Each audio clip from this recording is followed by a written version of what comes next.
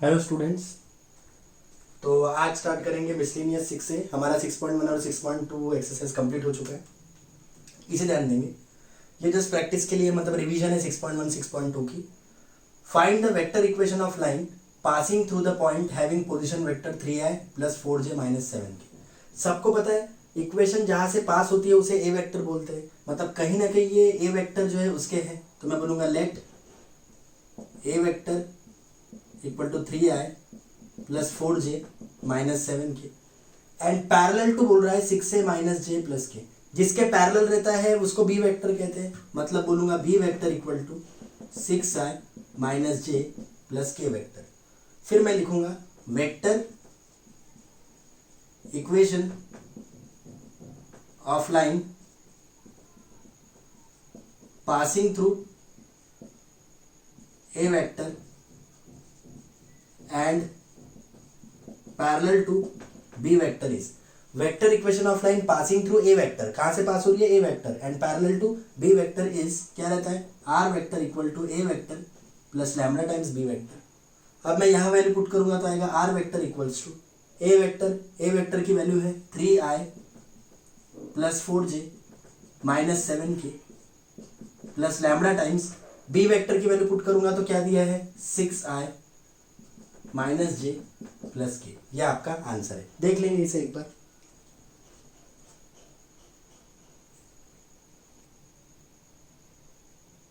अब ये क्वेश्चन देखेंगे। Find the vector equation of line passes through the point 3 to 1। इस पॉइंट से जा रहा है 3 to 1 and is parallel to the vector. सबको पता है जिस पॉइंट से जाता है उससे ए वेक्टर बनता है, लेकिन क्योंकि ये वेक्टर फॉर्म में नहीं पॉइंट फॉर्म में दिया है तो मैं इसे ए पॉइंट मानूंगा जिसका वेक्टर ए वेक्टर आएगा, और जिसके पैरेलल होता है उसको बी वेक्टर कहते हैं। तो मैं बोलता हूं let the line passes through point a whose यानी ए का whose position vector is a vector. मैंने बोला मानो कि लाइन जो है वो इस पॉइंट से जा रही है जिसको मैंने ए बोला, whose position vector is a vector. मतलब यदि मैं इस पॉइंट को वेक्टर फॉर्म में लिखता हूं तो उसे बोलूंगा A vector and is parallel to B vector. इसे मैं बी वेक्टर मानता हूं। इसे मैंने ए पॉइंट माना जिसका मैं वेक्टर लिखूंगा, और इसे मैंने बी वेक्टर माना। तो बताइए ए पॉइंट क्या है, देयरफॉर ए पॉइंट दिया है आपको 3 2 1। इस ए का पोजीशन वेक्टर मैंने ए वेक्टर माना, मतलब ए वेक्टर आएगा, ये देखो 3 है। इस ए पॉइंट को वेक्टर फॉर्म में देखो कैसे लिखना पड़ता है, ए वेक्टर इक्वल टू 3 है प्लस 2j प्लस 1k को ओनली k लिखेंगे, ये ए वेक्टर है। और बी वेक्टर जिसके पैरेलल रहता है उसे बी वेक्टर कहते हैं। तो ये वेक्टर है पैरेलल, मतलब पैरेलल में आएगा 2i + 2j - 3। अब मैं लिखूंगा वेक्टर इक्वेशन ऑफ लाइन। क्या फॉर्मूला होता है are vector equal to A vector plus lambda b vector. तो यहां आएगा are vector equals to A vector का वैल्यू क्या है, ए वेक्टर का वैल्यू है 3i + 2j + k plus lambda. ये बी वेक्टर है, बी वेक्टर का वैल्यू है 2i + 2j - 3k। यहां पे आंसर फिनिश। देख लेंगे इसे एक बार।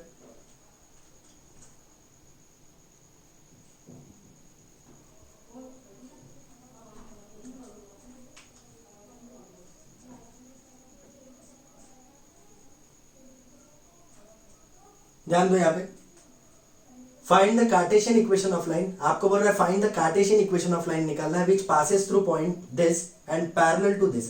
अब सबको पता है चाहे वेक्टर इक्वेशन रहो चाहे कार्टेशियन इक्वेशन रहो, जहां से लाइन जाती है पास होती है उसको मैं ए पॉइंट बोलता हूं, जिसके पोजीशन वेक्टर ए वेक्टर मानता हूं। तो इससे ए वेक्टर मिल जाएगा। सबसे पहले मैं वेक्टर इक्वेशन निकाल लेता हूं तो आपको अच्छे से समझ जाएगा। तो सभी ध्यान देंगे कि लेट लाइन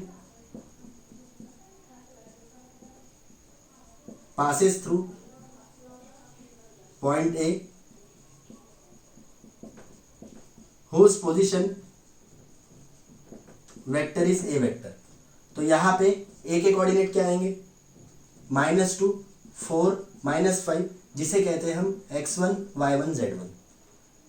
इसी को से ए वेक्टर बनाएंगे क्योंकि मैंने उसका पोजीशन वेक्टर बनाया, -2i plus 4j minus 5k, -2i plus 4j minus 5k। अब ए वेक्टर मिल गया तो मुझे बताइए इसके पैरेलल है, पैरेलल से हम हमेशा बी वेक्टर निकालते हैं और बी वेक्टर होता है डायरेक्शन रेशो वाला, तो इस लाइन के पैरेलल है। क्योंकि हमें ए वेक्टर ऑलरेडी मिल चुका है तो इससे हम सिर्फ बी वेक्टर यानी डायरेक्शन रेशो वाला वेक्टर निकालने की कोशिश करेंगे। लाइन कौन सी गिवन है? लाइन गिवन है x + 2 divide by 3, y - 3 divide by 5, z + 5 divide by 6। मैं लिखता हूं कि ये लाइन हमें गिवन है। अब मैं लिखूंगा direction ratio of above given line, direction ratio of above given line क्या आएगा? ए का वैल्यू 3, बी का वैल्यू 5, सी का वैल्यू 6। तो देयरफॉर इससे बी वेक्टर क्या बनेगा? 3i plus 5j plus 6k। और एक बार बता रहा हूं, लाइन जहां से जाती है उसे ए वेक्टर कहते हैं। ये दिया है मतलब ए वेक्टर दिया है, ए पॉइंट दिया है, इसे x1 y1 z1 भी कहते हैं। ए वेक्टर के अंदर ही जो टर्म रहते हैं उसे कहते हैं x1 y1 z1। और डायरेक्शन रेशो बी वेक्टर यानी जिसके पैरेलल है, तो अब ए वेक्टर तो पता है, पैरेलल वाला क्या होता है? B vector. तो ये लाइन जो दी है इससे बी वेक्टर निकालो। बी वेक्टर किससे बना होता है? डायरेक्शन रेशो से। आप प्रीवियस लेक्चर देख लेना फर्स्ट एक्सरसाइज के, तो ए का वैल्यू 3, बी का वैल्यू 5, सी का वैल्यू 6, इससे निकलेगा बी वेक्टर। तो मैं सबसे पहले लिखूंगा therefore vector equation of line जो कि होता है are vector equal to A vector plus lambda B vector, r vector equal to A vector. A vector की वैल्यू क्या है? ए वेक्टर की वैल्यू है -2i plus 4j minus 5k plus lambda. B vector की वैल्यू क्या है? 3i plus 5j plus 6। अब मैं लिखता हूं equation of line in Cartesian form.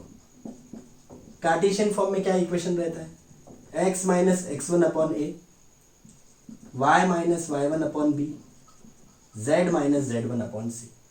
और एक बार समझ लो, दो मेथड है इसको करने के। देखो ये वेक्टर इक्वेशन ऑफ लाइन है, ये होता है x1 y1 z1, ये होता है a b c। या आप डायरेक्ट आपने x1 y1 z1 निकाल चुके, इसी को x1 y1 z1 बोलते, ये देखिए, और a b c इसी को कहते हैं।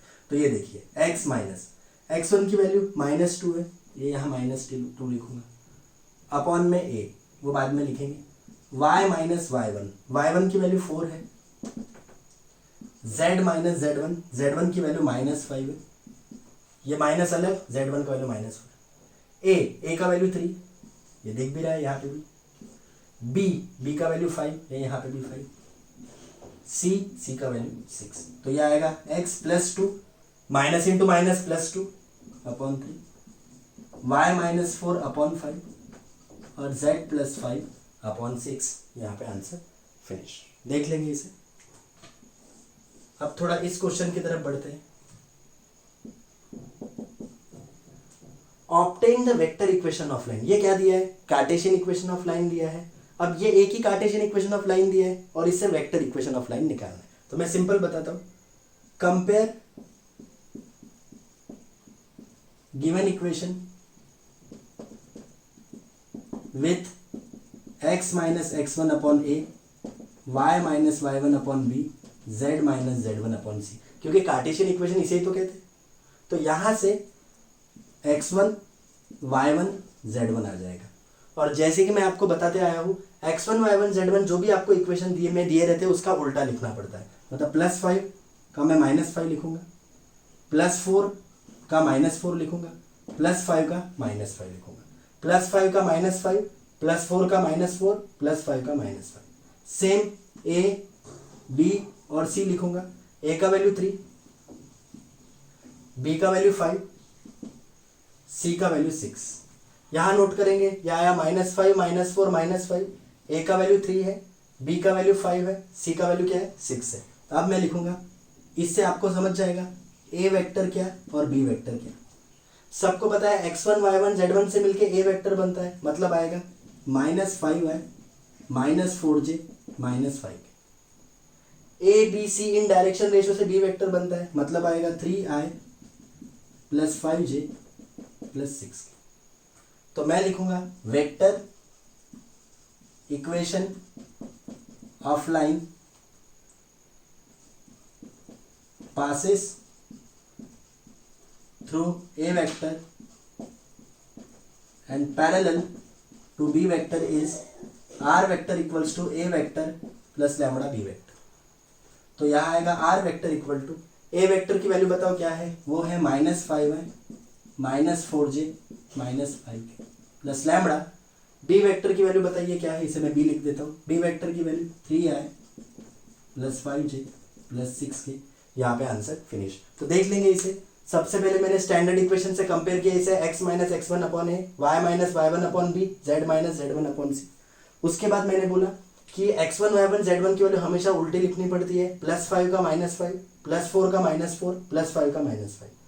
ए बी सी नीचे होते हैं, ए का वैल्यू 3, बी का वैल्यू 5, सी का वैल्यू 6। हमेशा x1 y1 z1 से ए वेक्टर बनता है, -5i -4j -5k। और डायरेक्शन रेशियो मतलब स्मॉल ए स्मॉल बी स्मॉल सी से बी वेक्टर बनता है, 3i plus 5j plus 6k। फिर लिखा vector equation of line passes through A vector and parallel to B vector is, ये standard form है, are vector equal to A vector plus lambda b. ये a vector का value plus lambda, ये b vector का value. देख लेंगे इसे एक बार अच्छे से।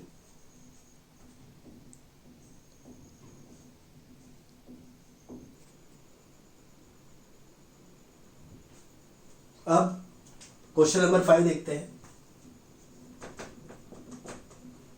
क्वेश्चन बोल रहा है find the vector equation of line passes through origin and the point. देखो कोई पैरेलल नहीं है, ओरिजिन से और इस पॉइंट से होकर जा रहा है।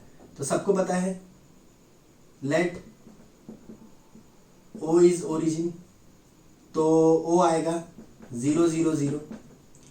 दोनों से पासेस है, कोई पैरेलल नहीं है। पहला टाइप है 6.1 एक्सरसाइज के पहले का रूल देख लेना आप जरूर। तो ओरिजिन के कोऑर्डिनेट 0 0 0 लिखा और इसको a मानता हूं, a -2 5 -2 3। दोनों से पास हो रहा है मतलब इसे एज्यूम करूंगा x1 y1 z1, इसे x2 y2 z2। तो x1 y1 z1 आ गया यहाँ, x1 0 है, y1 भी 0 है, z1 भी 0 है। अब a का क्या फॉर्मूला रहता है, a का फॉर्मूला रहता है x2 minus x1 direction ratio जिसे बोलते हैं, b का formula y2 minus y1, c का formula z2 minus z1। y2 minus y1 करूंगा -2 माइनस 0 मतलब -2 आएगा, z2 माइनस z1 करूंगा 3 माइनस 0 यानी 3 आएगा, और x2 माइनस x1 करूंगा 5 माइनस 0 5 आएगा। तो ये a का वैल्यू, ये b का वैल्यू और ये किसका वैल्यू, c का वैल्यू। तो मुझे बताइए आपको वेक्टर इक्वेशन निकालना है और वेक्टर इक्वेशन ऑफ लाइन रहता है are vector equal to A vector plus lambda B vector. तो ए वेक्टर कैसे आएगा मुझे बताइए। ए वेक्टर किससे बनता है, x1 y1 z1 से, मतलब आएगा 0i plus 0j plus 0k। और बी वेक्टर किससे बनता है, डायरेक्शन रेशियो से, मतलब a b और c से। तो आएगा 5i -2j प्लस 3k। तो लिखूंगा मैं vector equation of line R vector equal to A vector plus lambda B vector. तो आएगा are vector equal to A की value 0i plus 0j plus 0k plus lambda, B की value 5i -2j plus 3k।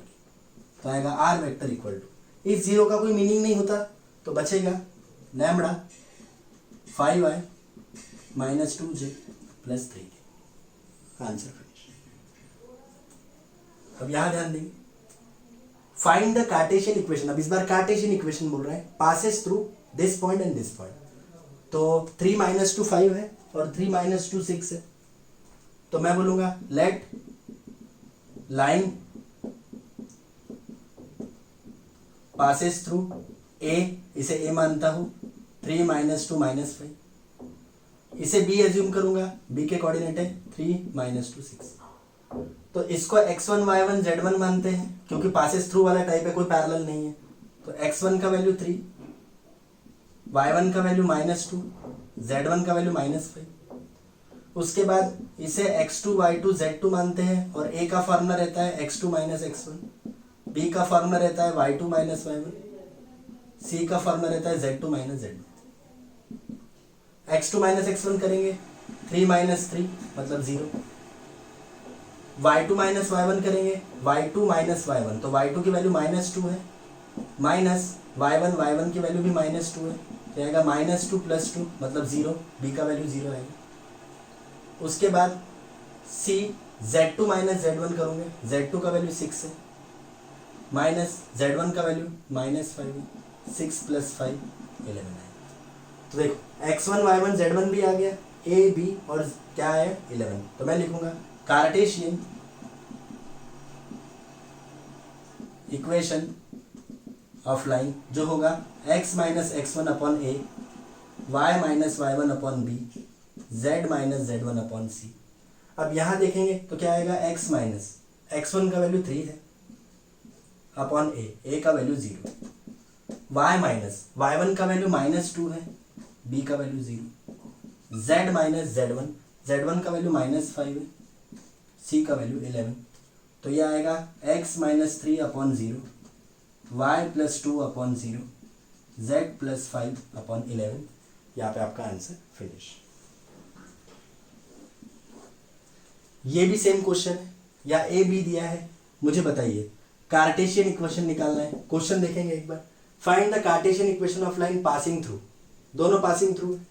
ए दिया है 3 2 1, B दिया है 1 3 1। Hair x1 y1 z1 है 3 2 1, x2 है 1, y2 है 3, z2 है 1। तो यहाँ a का वैल्यू आएगा x2 माइनस x1 मतलब 1 माइनस 3 जो कि आएगा -2, b का वैल्यू आएगा y2 माइनस y1 मतलब 3 माइनस 2 जो कि आएगा 1, c का फॉर्मूला होता है z2 माइनस z1 1 माइनस 1 0। अब मैं लिखूंगा Cartesian equation of line x minus x1 upon a, y minus y1 upon b, z minus z1 upon c। तो यहाँ आएगा x माइनस 1, x1 की वैल्यू 3 है अपॉन में a minus 2, y minus y1 2 है अपॉन में b का value 1, z minus z1 की वैल्यू 1 है, c की वैल्यू 0। यहाँ पे आपका आंसर फिनिश। देख लेंगे इसे एक बार।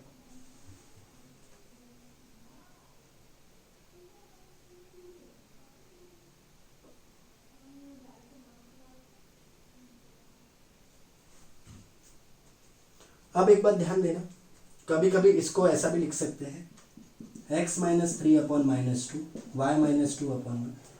ये z माइनस 1 अपॉन 0 कभी भी आया ना तो इसको ऐसा करके लिख सकते हैं कि कॉमा, यदि मैं यहाँ अल्टरनेंडो लगाता हूँ तो अल्टरनेंडो के हिसाब से आपको पता होगा, अल्टरनेंडो के हिसाब से जो अपॉन वाली टर्म है a upon b c upon d, ये होता है a upon c b upon d. ऊपर वाले ऊपर के अपॉन में और नीचे वाले नीचे के अपॉन में, सामने वाला अपॉन में मतलब a अपॉन सी और b अपॉन डी। तो उसके हिसाब से z माइनस 1 अपॉन 0 है। तो बेटा इसको ऐसा भी लिख सकते हो आप, ये देखो z इक्वल्स टू 1। ये z इक्वल्स टू 1 का मतलब होता है +1 इधर आया, देखो ये देखो +1 इधर आया तो ये -1 हो जाएगा, तो इक्वल टू में 0 आएगा। +1 इधर आया तो -1 इक्वल टू में 0 हो जाएगा। तो यदि मैं इसको इंटू 1 लिखता हूं तो ये आएगा z माइनस 1 अपॉन 0। मतलब कभी भी ऐसा z माइनस 1 अपॉन 0 आया तो ये हमेशा आप इसको ऐसा लिख सकते हो, z माइनस 1 अपॉन 0 आया तो z इक्वल्स टू 1 लिख सकते हो। क्या लिख सकते हो, z इक्वल्स टू 1, क्योंकि अल्टरनेंडो के हिसाब से यदि ये दोनों इक्वल होते हैं तो -1 इधर जाके +1 हो जाएगा। तो कॉमा करके, अलग से कॉमा करके z इक्वल्स टू 1 भी, यानी z माइनस 1 अपॉन 0 है तो कॉमा करके z इक्वल्स टू 1 भी आप लिख सकते हो। देख लेंगे इसे एक बार।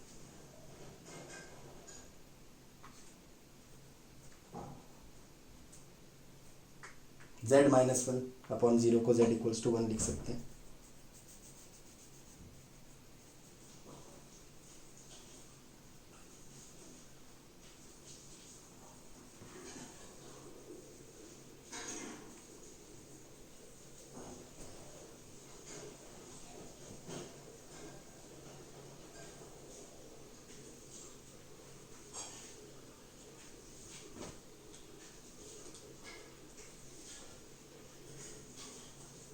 तो आज की क्लास की बात करूँगा तो आज मैंने आपको 7 क्वेश्चन कवर कराए। आप प्लीज़ इसे अच्छे से देख लेंगे, कल इसका डिफ़िकल्टी लेवल और भी अच्छे से बढ़ जाएगा। तो आप प्लीज़ अच्छे से ये सारे प्रॉब्लम प्रैक्टिस करेंगे तो इससे ये जो प्रॉब्लम पढ़ाए गए वो सेम फर्स्ट एक्सरसाइज जैसे ही है, तो प्लीज़ आप इसे पढ़ने की कोशिश करेंगे और ये कंसेप्ट प्लीज़ आप ज़रूर समझने की कोशिश करेंगे। देखो कैसा होता है, ये z इक्वल्स टू 1 +1 इधर गया तो -1 तो इक्वल टू में 0 आएगा।